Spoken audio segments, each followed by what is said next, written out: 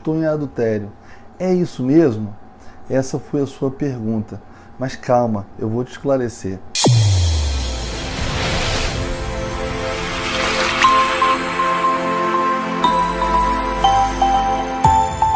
Eu tenho recebido durante muito tempo pessoas doentes, pessoas que têm o segundo casamento e hoje não podem participar da igreja, não podem participar da ceia, não podem participar das atividades litúrgicas da igreja, porque o pastor lhes imputa uma pena terrível e já as condena ainda em vida, dizendo que estão em adultério pelo fato de ter se casado uma segunda vez. E tudo isso por causa de uma interpretação muito equivocada do capítulo 19 de Mateus. É claro que não é muito culpa também dos pastores, não. Nós temos também um problema aí de tradução. Nós temos que entender primeiro, irmãos, quando nós vamos ler a palavra de Deus, que as traduções para o português, o Novo Testamento foi escrito no grego, vocês sabem disso, e quando nós traduzimos para o português, tem algumas implicações que nós devemos ter muita atenção e poucas pessoas sabem disso. O que é isso? Primeiro, muitos textos foram traduzidos com base em textos críticos e não textos majoritários. O que é isso, amados? Textos críticos são originais, né, ou cópias, né, dos autógrafos, que foram aqueles textos que os próprios autores escreveram. Então são cópias deles, né, que estão lá hoje, cópia dos originais. E é com base nesses textos que são feitas as réplicas, as traduções da palavra de Deus. Então nós temos os textos críticos e os majoritários. Qual a diferença entre eles? Os críticos é aquela cópia, da cópia, da cópia, da cópia, sem observar critérios objetivos. Por exemplo, um copista da época colocava uma observação dele, pessoal, do lado da cópia dele. E aí, de repente, o outro que vinha copiar em cima daquela, incluía aquela observação no texto, ou extraía, né? Então os erros foram se acumulando. E é muito perigoso você fazer uma tradução em cima de uma cópia com base em texto crítico. Já os textos majoritários, não. Os textos majoritários é aquele grupo de textos, de cópias, que existe uma unidade entre eles, a divergência entre eles são mínimas e não comprometem o contexto do texto. Então, houve um cuidado maior com relação a esses textos. Então, quando você faz uma tradução em cima de textos majoritários, você tem uma segurança maior do que está sendo traduzido na palavra de Deus. Além da questão dos textos, nós temos também a questão da tradução.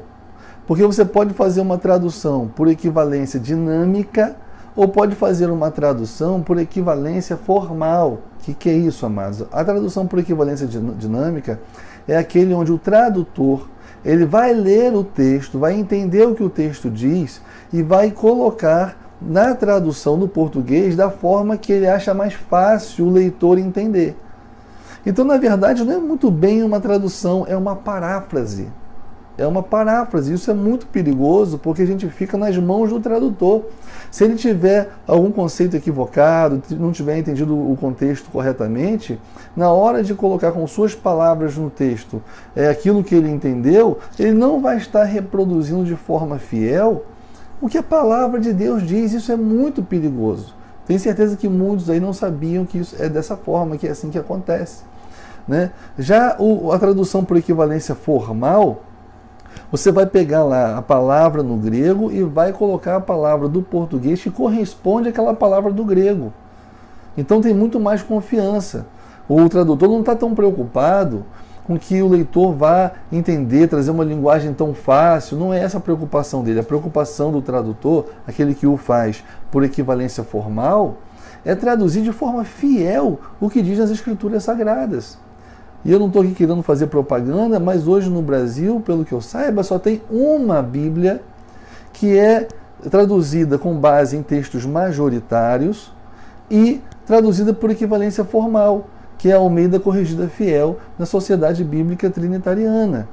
Nós temos Bíblias, amados, que são traduzidas a partir de textos críticos e ainda por equivalência dinâmica, ou seja, você vai encontrar muitos erros nessas Bíblias. Eu sei que é chocante para alguns falar sobre isso, mas nós temos, por exemplo, a Nova Tradução da Linguagem de Hoje, que não é digna de confiança.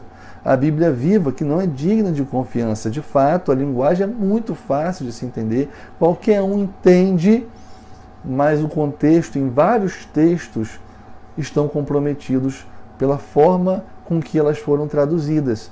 Então, isso também vai complicar na hora de nós traduzirmos a questão do texto de Mateus, capítulo 19, quando fala da questão do repúdio e do adultério. Por quê?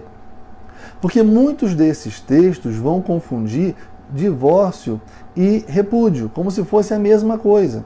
A palavra repúdio, em alguns textos desses, a palavra suprimida. Tiraram do texto e colocaram divórcio.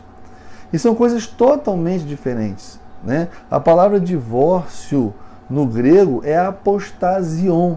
Já a palavra repúdio é apoluo. São coisas diferentes. Então nós temos que tratar de formas diferentes. E além disso, nós temos que entender qual era a prática dos judeus naquela época, como era a legislação deles naquela época, entender o contexto para que nós venhamos entender o texto, não fazer uma interpretação superficial. Porque por causa de uma interpretação superficial é que tem muitas pessoas hoje doentes, se achando culpadas, como uma pessoa uma vez chegou para mim e falou assim, uma mulher de Deus, né, chegou para mim e falou assim, se Jesus voltar hoje eu vou para o inferno. Por quê? Porque eu estou em adultério. Porque ele já tem uma filha de mais de 10 anos de idade, ela é divorciada, ele está com um processo de divórcio que não se resolve por questões documentais, burocráticas. Quando eles se converteram, eles já estavam nessa situação, né? E o pastor deles não deixa eles fazerem nada na igreja, dizendo que eles estão vivendo em adultério, enquanto estiver vivendo em adultério não pode fazer. Ora, se eles estão em adultério, então eles não são salvos. E são pessoas totalmente piedosas, pessoas dedicadas à obra de Deus, e a mulher veio com uma culpa tremenda me procurar. Né? Isso é muito grave, irmãos. Então, para você se tranquilizar, não sei se é o seu caso, se você está passando por isso, mas eu vou tranquilizar você, porque não é nada disso. Calma, vamos entender o que diz aqui as Escrituras Sagradas? Então vamos lá. Mateus 19, versículo 3 em diante, diz assim: Vieram a ele, Jesus, alguns fariseus e o experimentavam, perguntando, é lícito ao marido repudiar sua mulher por qualquer motivo? Amados, aqui ele está perguntando repudiar. Ele não está perguntando se divorciar. Por quê? Porque divórcio, dar carta de divórcio era lícito. Seria incoerente ele perguntar se é lícito se divorciar, porque era lícito. Qualquer um podia dar carta de divórcio, só você conhecer a lei de Moisés, e você vai ver que qualquer um podia fazer por qualquer motivo. Não existia regra. Aqui, eles estão perguntando o que repudiar. Porque qual era a prática deles naquela época?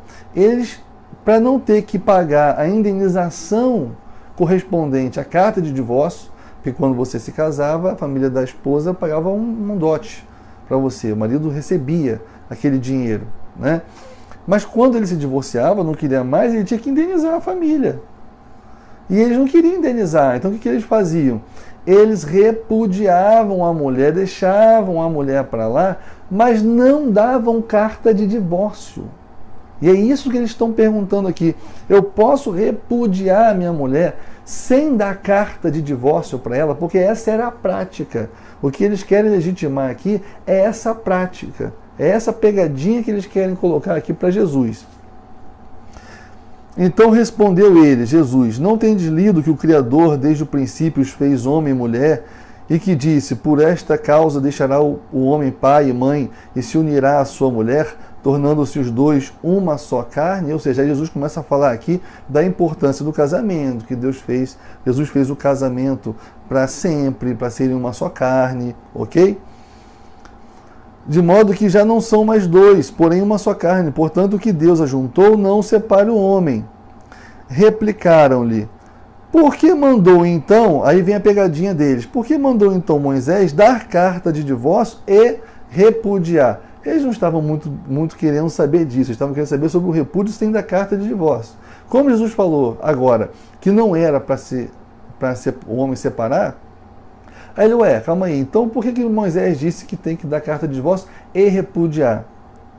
E aí Jesus não responde a pergunta dele, é isso que nós temos que entender, com relação ao divórcio. Ele não responde a pergunta dele com relação à carta de divórcio. Ele não entra na pegadinha dos fariseus. Ele continua falando sobre a primeira pergunta, que é a pergunta do repúdio. E aí Jesus vai dizer o seguinte: por causa da dureza do vosso coração é que Moisés vos permitiu repudiar vossa mulher. Entretanto, não foi assim desde o princípio. Eu, porém, vos digo, quem repudiar sua mulher, não sendo por causa de relações sexuais ilícitas, algumas traduções trazem adultério. Também está equivocado, tá? Adultério, no grego, é mocheia. E aqui, no texto grego, é porneia. E embora aqui esteja traduzido por relações sexuais ilícitas, porneia, dentro do contexto daquela época, no caso, se você casasse com uma mulher e você descobrisse que ela não era mais virgem, porque ela havia tido uma relação sexual fora do casamento. Isso naquela época era prostituição. É esse o contexto. Somente nesse caso você podia repudiar a sua mulher, ou seja, abandoná-la sem lhe dar carta de divórcio, sem ter que indenizar. Por quê? Porque o casamento era nulo. Você precisa conhecer a lei.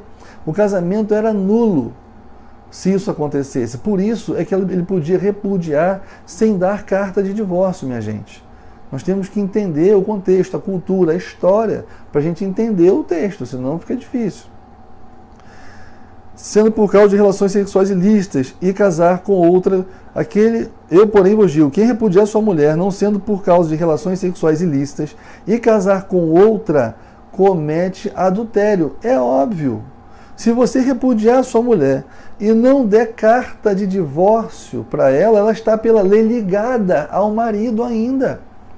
Então, se ela se casar com outro, é o que o texto está dizendo aqui, ela comete adultério. E aquele que se casar com ela também comete adultério. Por quê? Porque ela ainda está ligada pela lei ao marido.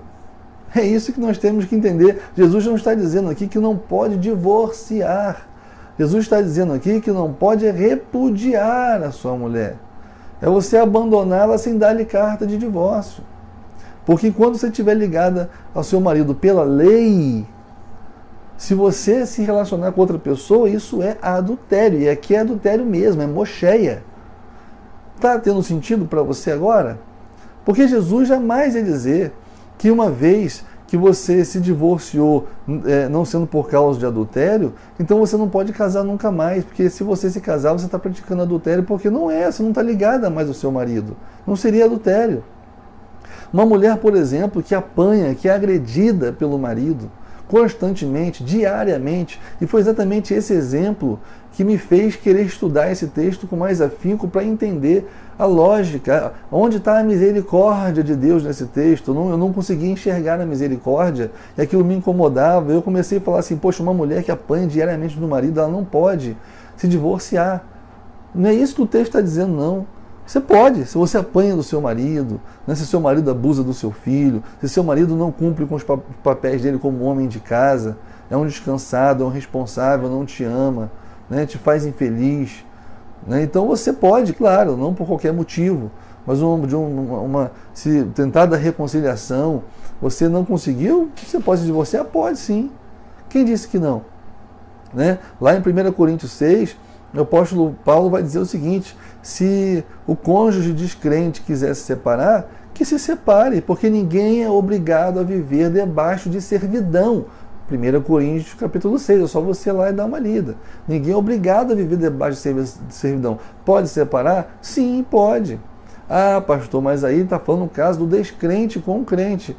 Mas olha só, ele só está falando o caso do descrente com o crente, porque na cabeça do apóstolo Paulo, na minha cabeça também, é inconcebível você entender que duas pessoas que foram regeneradas pelo Espírito Santo, duas pessoas que nasceram de novo, duas pessoas que conhecem a palavra de Deus e possuem a mente de Cristo, é praticamente impossível que essas duas pessoas queiram se separar. É impossível que essas pessoas não conseguem, com a sabedoria que elas têm pela palavra de Deus, resolver os problemas do casamento delas. É impossível. Por isso que ele coloca o exemplo aqui do crente e do descrente. Porque se você é crente, o seu cônjuge também, de verdade, crentes de verdade, regenerados, nascidos de novo, é quase impossível que você, por mais que tenham rusgas, indiferenças, mas que vocês não contornem isso e resolvam isso. Com certeza. Mas se um na relação é descrente, é religioso, é infiel, então realmente o jugo desigual torna quase que impossível que o casamento seja um casamento de harmonia, seja um casamento de paz. E ninguém é obrigado a viver debaixo de servidão. Eu não estou dizendo para você que você vai, por qualquer razão, se divorciar, de forma nenhuma. Porque se você o fizer por motivo fútil, né, ou motivo egoísta, aí sim você vai estar pecando. Porque você não vai estar fazendo o quê? A vontade de Deus.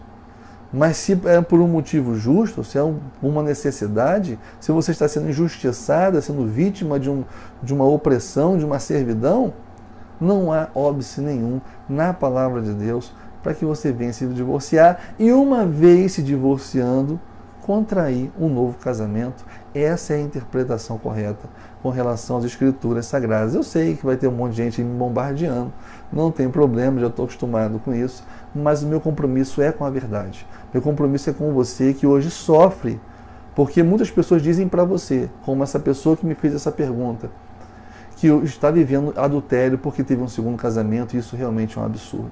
Tá bom, amado? Olha, que Deus abençoe você. Se você gostou desse vídeo, compartilha ele com uma pessoa que você sabe que está passando por esse problema, que vai aprender, que vai gostar. E se inscreva no meu canal, né? Que aí você vai receber vários vídeos e com certeza a sua vida vai ser edificada, vai ser abençoada. Em nome de Jesus, que Deus te abençoe.